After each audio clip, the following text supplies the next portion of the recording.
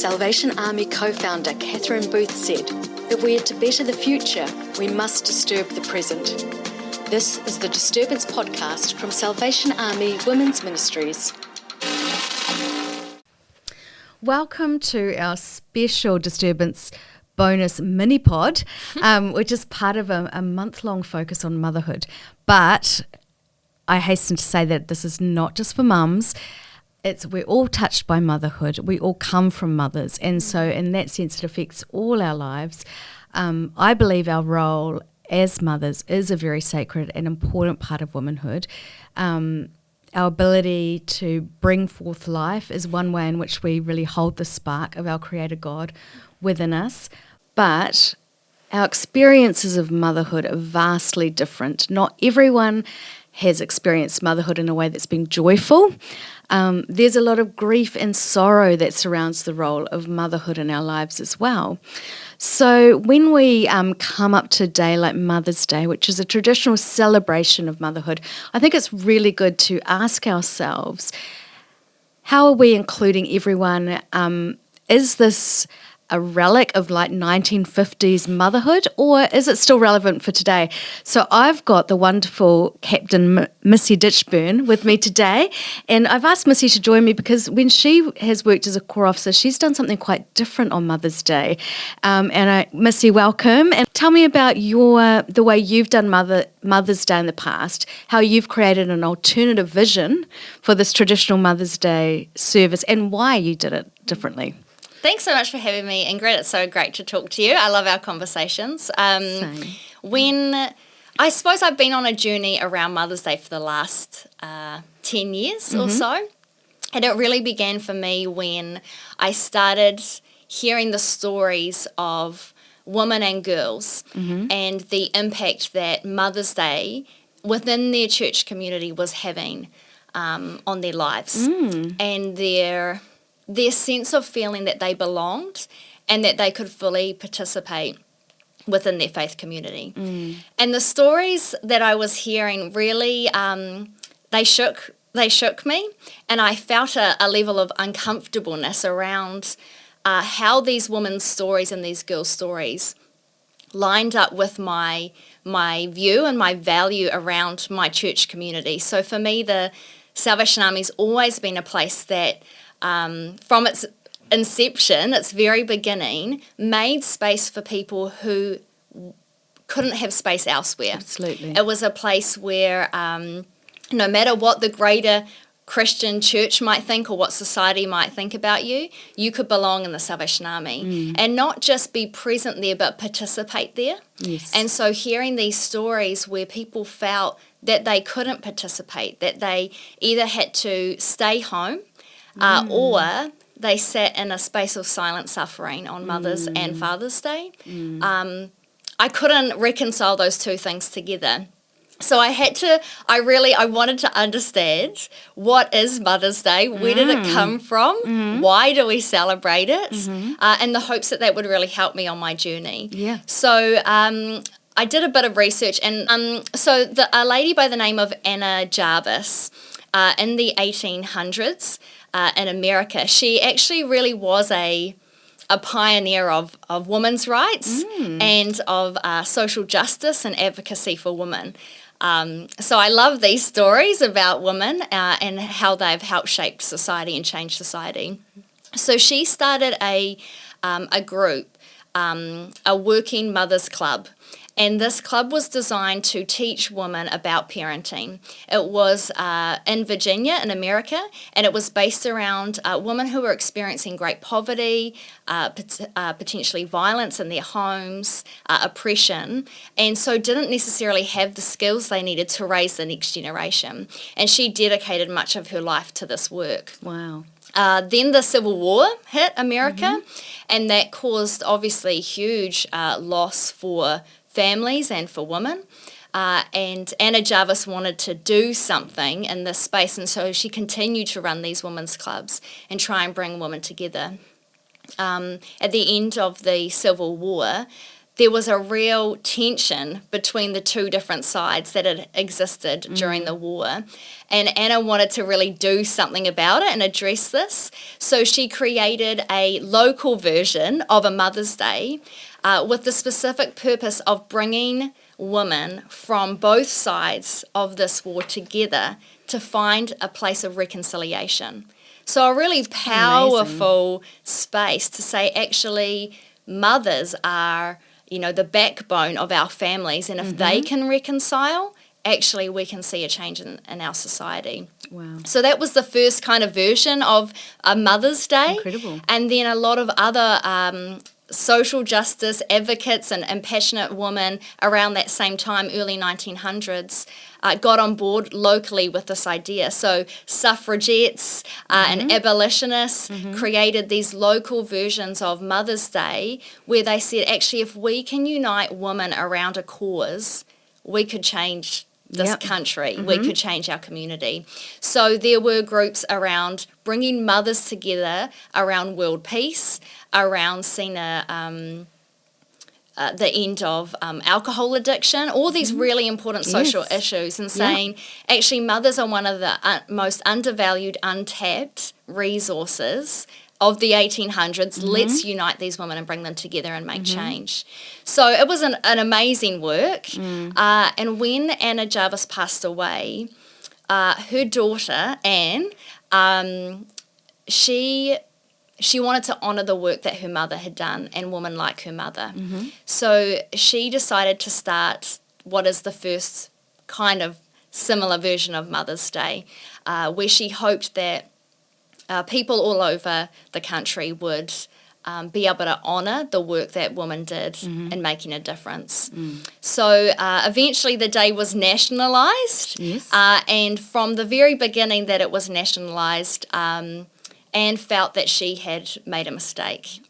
And very quickly the day became commercialised. Absolutely. And she advocated against that. She petitioned against florists, against candy salesmen. She implored people not to buy cards, that this was not the purpose of this day, that it was never meant to be how it had become. And she never married, never had children, and she spent most of her fortune giving money to lawsuits against companies, against groups who were using the title Mother's Day to try and have those things stopped. And just before her death, she actually rejected the day entirely and said she wished that it had never happened, and tried to have it taken out of, as a national holiday. So all of this to say, I was... Fascinating story. Yeah, I was inspired by the origins of this story, this day that seemed like it was about bringing together this beautiful, powerful force that is woman for justice and to make a difference, and to acknowledge that we as women, we have capacity and we can make a difference, and to see how quickly that was changed and how small it became and how narrow it became. I was really fascinated by, and so I continue to hear these stories of women, and I guess starting to believe that actually maybe Anna was right, that this version of what she had hoped would be a celebration of woman and women's capacity to make a difference had become something entirely different. And so there I was as a Corps officer, hearing these stories of women who couldn't participate in a day that had originally been created for women to know that they had a place and a role to play in making a difference in the world. And also meant to expand the breadth of what women can do. Yeah. But over time became actually a reducing of the breadth of what women could do to... We're celebrating this one aspect of womanhood at the exclusion of other people. Yeah, that's right. And so I applaud the very brave people of the Glen Eden Salvation Army who, when we spoke about this idea of why why can't we relook at Mother's Day? Why are some traditions more sacred than others? And what if what we're trying to say with Mother's Day isn't actually the most important message? What if in this time, in this place, there is a voice that the church needs to bring around the conversation and place and role of woman that is more important than the Mother's Day message that we're currently sharing? And so even though it was really challenging for some of these women, and I really acknowledge the sacrifice some of them made to their own personal preferences in order to do this journey, we saw a real embracing of the idea of a Women's Day as opposed to a Mother's Day. So we spoke Women's Day from the platform. We celebrated all types of womanhood. And there were some teething difficulties in the first year that we did that. But there were also some really powerful moments. And I think that's what really helped women in the church get on board, is once they saw the impact that it had on those who had previously felt isolated, now being able to participate, it really moved something for them too. And I remember a couple of specific moments in the second year that we celebrated Women's Day with some of our young women who had felt, again, those silent sufferers sitting, feeling isolated and alone on Mother's Day, coming into the church building with a big smile on their face, walking around saying, Happy Women's Day, Happy Women's Day, and going up to older women in the church and saying, you're one of the important women in my life. Oh, that's awesome. Yeah, and you know, these young women would never have gone up to a woman in the congregation and said, you're a mother to me. That's right. Because their experience of motherhood was someone not kind and not supportive. They weren't looking for a mother figure. That was something to be wary of. But a woman, a significant woman and mentor, that's something they could own for themselves. And so for some of even these older women to hear for the first time younger women coming up to them and saying, you're one of my women, you know, was a powerful moment for them. And it just brought us together. Special for both. Yeah. Both people, you know.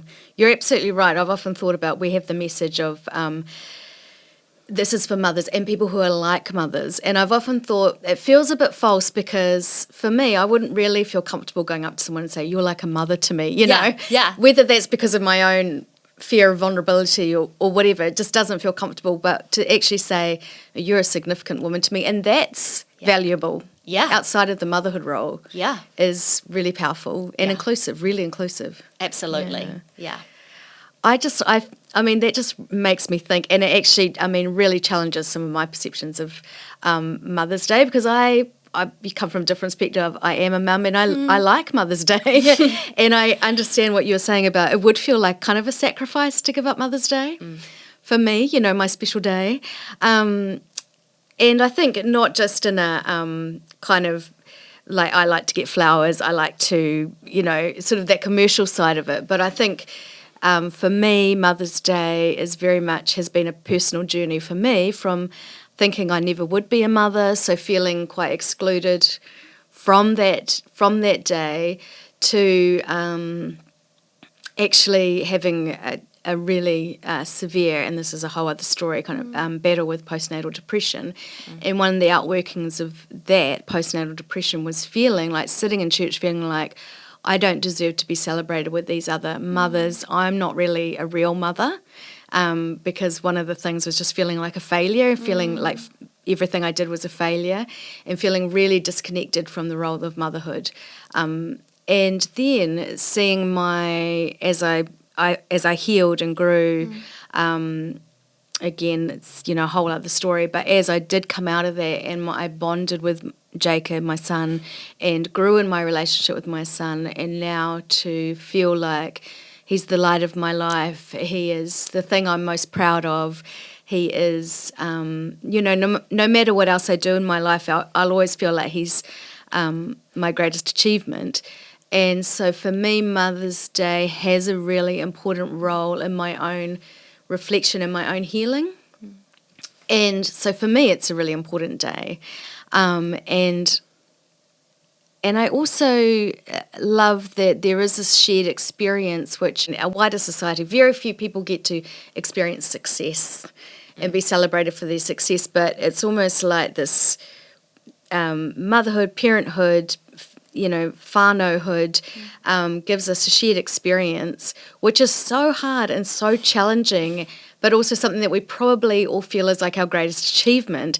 And also that I'll always stand up for any day that creates space for women. So Mother's Day kind of allows women one day where they get the space to say, this is really important. Being a mother, women's spaces are really important. But I also feel this tension as I talk to you, because it's still upholding this idea that being a mother is kind of what the woman's space holds, and that by, I guess, possibly an unintended consequences that women who aren't mothers then feel like, well, where's my space? Yeah. So tell me some of the examples of women you came across that felt excluded, and then how you think we as a church should create space beyond sort of the virtuous mother figure. Yeah. So, I mean, I fully agree with you, first of all, that we need to honour mothers. Absolutely. And, we've talked as well, and you've mentioned, the mother heart of God. So acknowledging that actually that God is both mother and father, but in a kind that we may have never experienced before on earth. But God can restore that image to us of what it was always meant to be. I believe in that wholeheartedly. And I guess my question would be is, can that not be done in a way that encompasses all aspects of womanhood? That the role of mother is one type of role, but equally there are many cultures in which the grandmother is the role of honour. It is the aunties and uncles or who have those roles of honour, or it is actually more about the whole community that needs to be given the honour, or women in that community. And I think there's an idea that as, at least I feel for Pākehā middle-class women like myself, that actually Mother's Day provides for me in a way that is comfortable. But that's not where the church's role ends, is to make me feel comfortable, or is to cater to me. And when I think about Jesus' example of the first being last and the last being first, and making space for those who had previously been excluded, I wonder what my role in that is, to open the doors wider in our churches for those who love Jesus and yet feel excluded from the church on these days. So, I spoke to women who, again, fully participating members of their churches, but hadn't been able to become mothers, and so felt a real grief in the honouring of something above all the other parts of who they were, that just highlighted that they hadn't been able to achieve that thing that was seen as being the most worthy. I spoke to young women, like I was saying earlier, who the idea of motherhood was something to really be cautious and fearful of, something that had brought significant trauma to their lives. And they attended church as committed members of that community. And they shared with me how often we talked in church about church being a family. And yet on Mother's Day, they would sit and see so clearly that there were individual families within this church who celebrated each other while they sat alone in their seats. Yes. Yeah. Wow, that's really powerful. Yeah, and felt motherless in those spaces. So in a way, it sort of becomes a self-congratulatory thing rather than this sort of thing that the church should do, which is, as Carolyn said in a previous podcast we did, and it's just always stuck with me, we are not a church for families, we are a church family. Yeah. And that the role of the church is not just to kind of reflect wider culture, but to actually bring in the people that are left out of wider culture. Yeah. And, it reminds me actually of that the parable Jesus told about the shepherd leaving the 99 to go after the one. So is that our role in Mother's Day, is to actually, not so much celebrate mothers who everyone else is doing and it's totally relevant, but to make sure we're looking after that one, who's lost or lonely, grieving. Absolutely. I think that that's a significant element of who we are, and especially as the Salvation Army. I believe that that's part of our heritage, and I would really argue that that's our true tradition. That throughout time we've created these sacred spaces and events and items around the way that we do community. But actually our real heritage, our real tradition is that we said that you are welcome here, you belong here.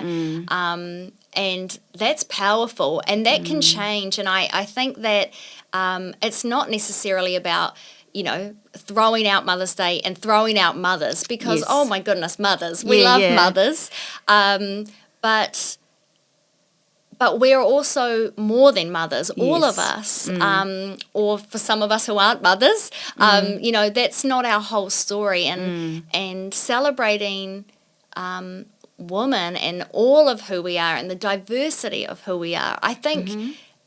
I just wonder if that is a more powerful message. I wonder if that's a message that aligns more closely with the ideas that Jesus teaches about things like going after the one or about switching up the order of how society functions or should look. And who's in and who's out. Exactly.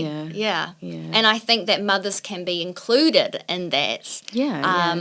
Absolutely. But I find it fascinating that especially for the Salvation Army, I've had the privilege of being able to travel to quite a few in my time, in my 20 years in the Salvation Army, and I would say probably there are 4 main days that we celebrate in terms of events in a calendar year, and they would be Christmas, Easter, Mother's Day, and Father's Day. And what I would love for people to take a few moments to really reflect on is if they were starting from scratch, if there were no days and you were planning that yearly calendar and you only had 4 events, probably Christmas and Easter would make it back onto the schedule, we hope. But the question is, if you only get 2 other days a year to make a statement about who the church is, who Jesus is, and who belongs here, would Mother's and Father's Day really be the 2 things we choose to communicate? Are they the justice issues? Are they the Jesus issues that we're about? Yeah. I think, it's really interesting talking to you, and it's given me a completely different perspective, a broadening perspective. And I think that's probably what we need to do is broaden our understanding. And I just wonder, rather than Mother's Day, yay mums, we talk about honouring motherhood, and that creates a space to experience motherhood in your own way, so you can experience it through joy and say, hey, thanks, I've got a great mum.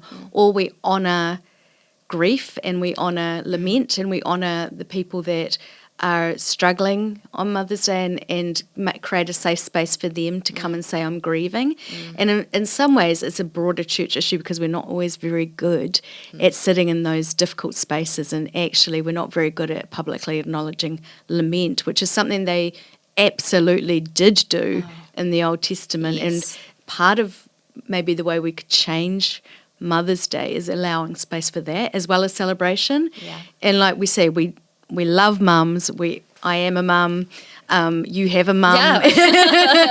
And, we love mums, but we also honour the sacred place of motherhood that everyone experiences. And for some people that will be actually a difficult place. And we acknowledge that.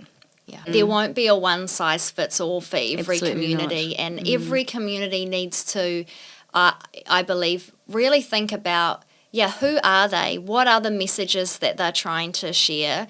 And what is it that brings inclusion and love and acceptance and participation to their space? And I don't know if that will always look the same for everyone, but I would also really just encourage people that I think it's easier to say, well, most people love Mother's Day, and yet have we taken the time to hear the stories of those who suffer in silence? And often there are people who show up every year for Mother's Day, even though it's hard, because they're committed to their faith community. Yes. But what a powerful message for the church to sit down and say, we want to hear from everyone. We want to know what this day is like for you. We want to know if we're doing this the right way, or is there actually new creative ways that God is, giving us by His Holy Spirit to explore different versions of this day, like you're saying, maybe an honouring of a different group of people, and how would that change the makeup of how the day looked and felt?